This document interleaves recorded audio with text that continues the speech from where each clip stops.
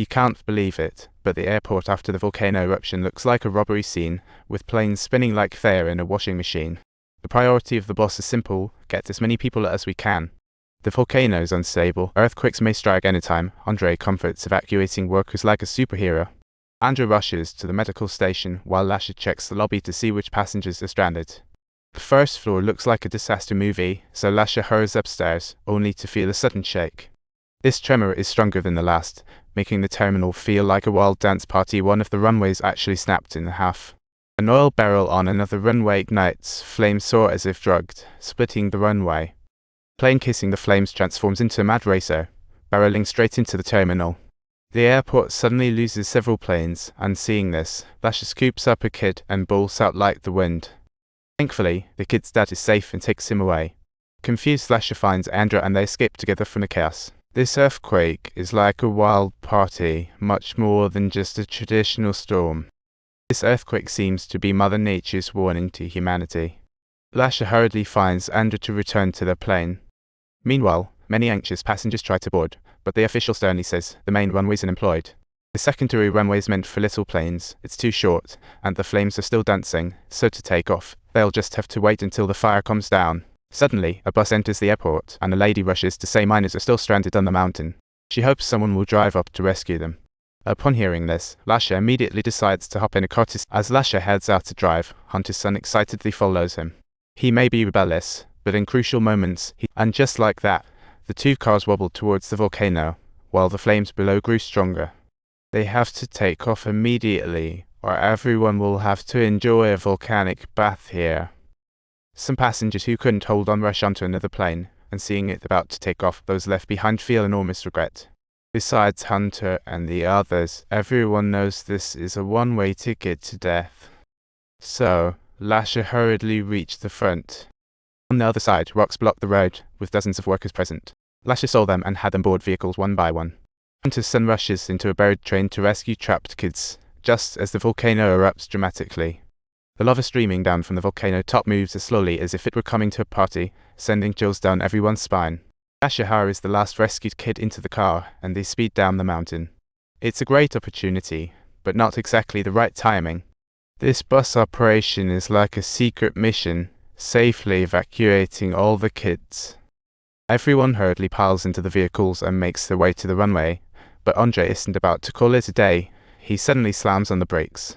The road ahead is blocked by flowing lava, and Yasha quickly shifts into reverse, but the vehicle behind also slides into the lava. Tires instantly melt, and the entire vehicle loses power, teetering on the edge of a cliff. Yasha urges everyone to get out fast.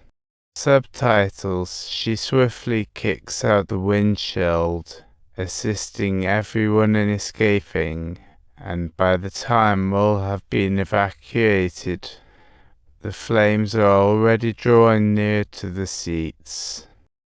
Ultimately, Andre has no choice but to risk climbing onto the roof, and just as he jumps over, both cars explode dramatically. Thankfully, there are no casualties, but their only way back to the airport now is to descend a mountain, where the fiery sun spots a cargo plane. Of course, the best chance for escape is to fly within range of a shorter charter cargo plane. Hunter urges the passengers to board quickly, but all he can see is just the empty airport ground, filling him with a sense of sorrow. Besides Yasha, Andre, and his son, who also missed the flight, he can't risk leaving them behind. Despite the reluctance in his heart, Hunter has no choice but to let go and take the plunge. He and Andrew quickly fire up the plane, while the crew inside soothes the passengers and prepares for swift departure.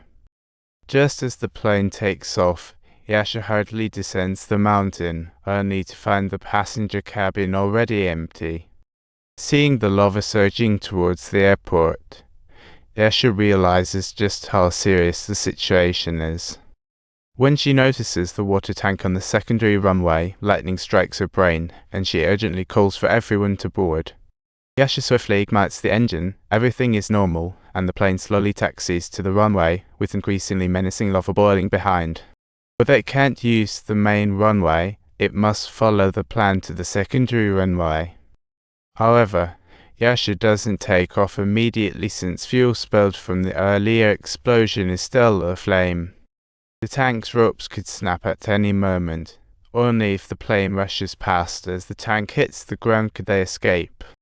Otherwise, the tires of the aircraft would be melted, and everyone's fate would entirely hinge on Yesha's ability to cope.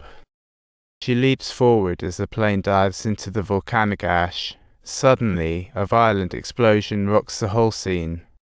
One landing gear gets stuck and can't retract, and the other engine sucks in too much hot air before catching fire.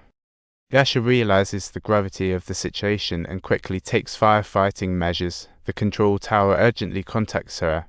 They learn that the freshly extinguished engine is completely wrecked, leaving the plane powerless. At this moment, the plane has lost power, and Yasha must reduce thrust to let the engine extinguish itself.